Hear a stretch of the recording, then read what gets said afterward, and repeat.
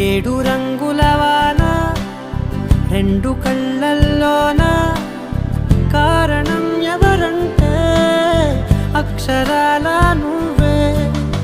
ఇన్ని నాళ్ళుగా ఉన్నా ఇప్పుడే పుడుతున్నా కారణం ఎవరంటే ఖచ్చితంగా నువ్వే.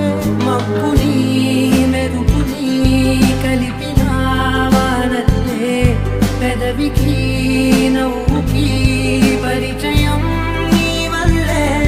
చిగురుపై చినుకులే ఎగిరితే ఎంతందం మనసుకో జ్ఞాపకం